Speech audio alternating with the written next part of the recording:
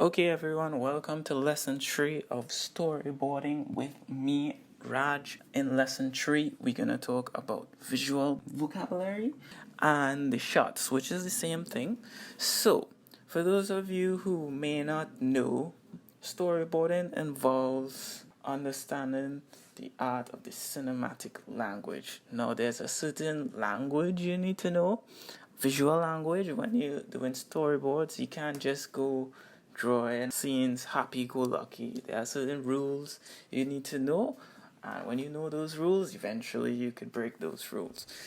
Now, before we get into the shots, I just want to do a quick explanation of aspect ratio.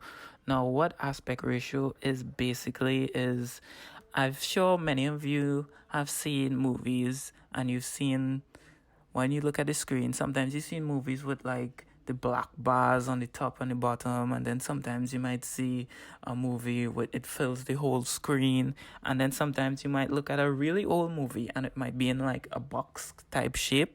Well, this is basically aspect ratio. Aspect ratio is basically the relation of the screen's width to its height. So here's a pretty rough diagram of some aspect ratios.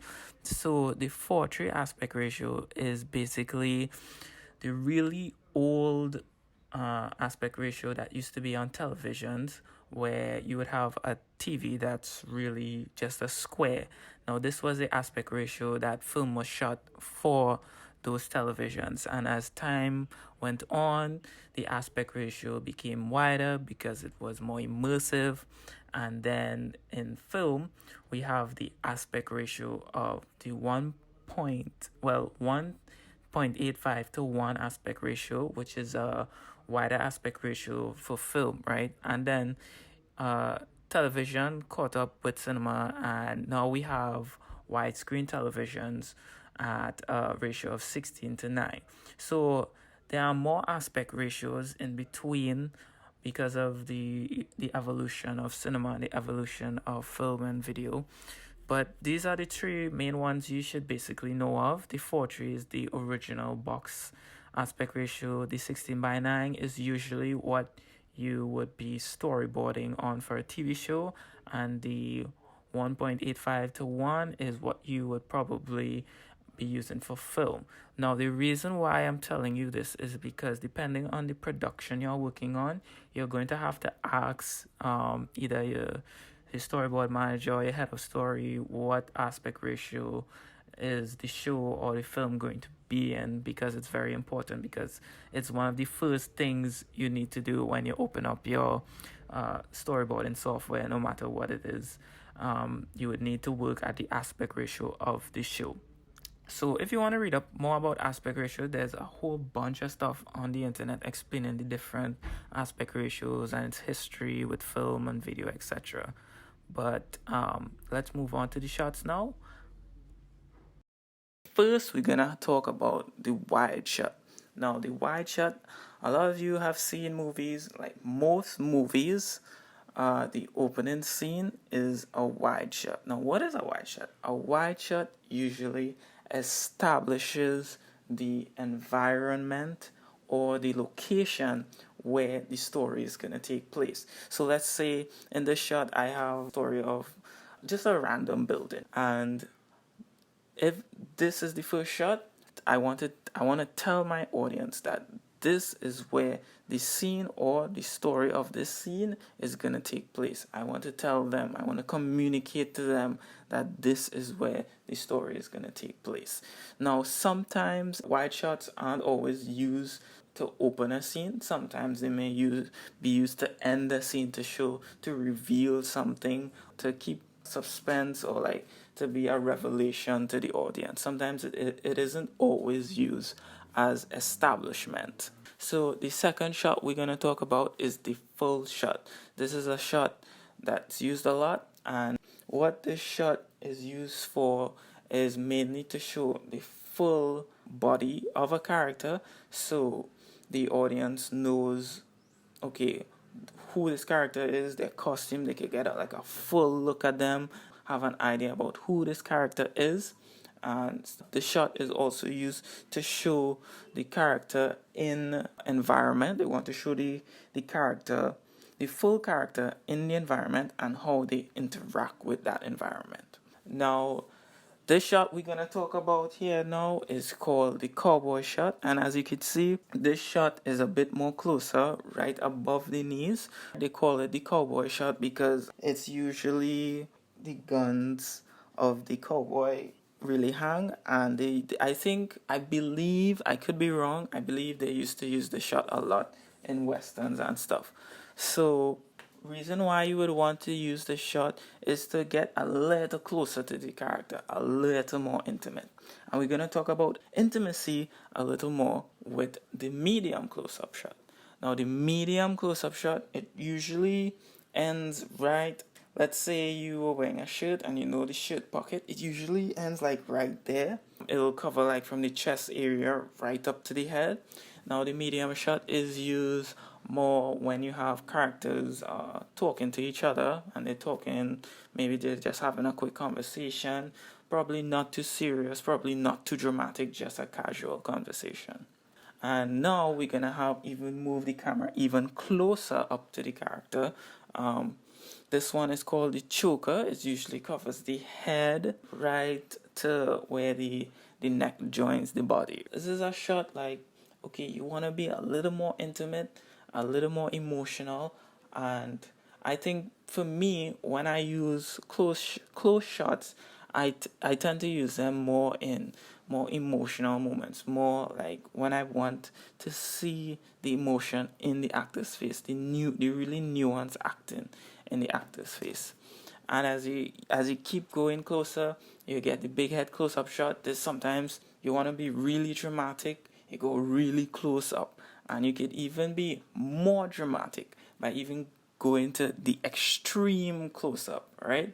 So this shot is the extreme close-up. It usually cuts off a lot of the character's face. Sometimes you could go even as close as just the eye and just have like a shot of the eye, and you're not seeing the nose, you're not seeing the other eye, it's just a shot of the eye, right? And sometimes, as I said before, like sometimes you may not use an establishing shot to open a scene, right?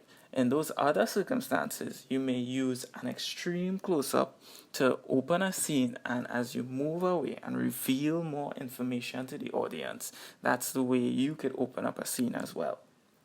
So what we're going to talk about now is the over-the-shoulder shot.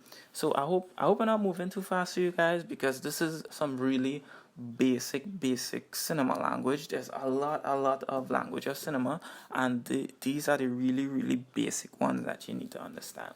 So the over-the-shoulder shot is a shot where, let's say you have two characters talking. What you want to do is have you want to draw the illusion of the camera being over the shoulder of one character or another. As you can see, we have two characters talking here, and you can see from the different angles where the camera actually is. It's always behind the other character who isn't talking, or who we don't want the audience to really look at the moment. We're going to talk about this shot more when we talk about the 180-degree rule, but for right now, this is a quick introduction to the over the shoulder. Now we're going to talk about the two shot, and the two shot is basically two characters in a shot. Really simple. So first example, two characters standing next to each other, and you just make sure that both characters are in the shot, because if one character is kind of not in the shot and one character has way more space in the shot, it probably wouldn't be considered a two shot. So this is the first example of a two shot. And we move to the right. Second example, characters in a bit more perspective. So we have the camera more on the side of one character rather than the next. And now we're going to have another example of a two shot where we have a shot of characters talking, and we want to show the two characters talking in the same shot. This is our next example of a two shot. And even this last example over here, where we have the characters like facing away, looking at something, and I didn't draw what they're looking at, but I just wanted to show you that, okay, let's say these two characters are looking at a spaceship and we have the backs of both of them. This is also a two shot, so it doesn't necessarily have to have their face facing the camera for it to be a two shot. So now we have, let's talk about the tree shot, right? Now the tree shot is usually, it's very straightforward. It's when you have a shot of three characters all in the same shot. So we have four examples here. The first one is some characters just literally standing up in a line next to each other, and we see all three of the characters. This is one type of tree shot. Now if we move to the other side on the right, we could have a little more dynamic shot here where we have characters in different sizes in the shot. We have the largest one being the main focus, and then the second largest being the second focus, and the character way to the back being the least focus. This is also a tree shot, and it's a bit more dynamic than the first one. So if we move down back to the left, we have another example of a tree shot, and this is just a triangle arrangement of characters having a conversation. Now, this one is a bit more complicated because it also involves the 180 rule and talking about shooting characters who are talking and not confusing the audience. We're going to get in depth in that in the later lessons, as I said before. And the last example of a tree shot here is a bit more a perspective shot where the characters looking off into the distance, but we have the characters arranged closest to furthest. These are all examples of tree shots. There are probably way more ways you could organize a tree shot, but this is some basic examples. This has been like a quick introduction of some of the cinematic language that you would need to know when drawing storyboards and maybe breaking down a script and having visual ideas in your head so you could tell the story in storyboards. So let's move on to the assignment for this lesson. It's going to be really simple and really fun. So let's get to that. Okay, for this assignment, we're going to do a bit of a scene analysis. I want you guys to choose a scene from your favorite movie. Watch the scene and break down the shot types that the director used. Observe the intercutting between the shots. Take note of the way the director uses the wide shot, the close-up shot, and all the other shots. See if you can identify why the director may have used a close-up shot instead of a wide shot and over-the-shoulder shot instead of a two-shot.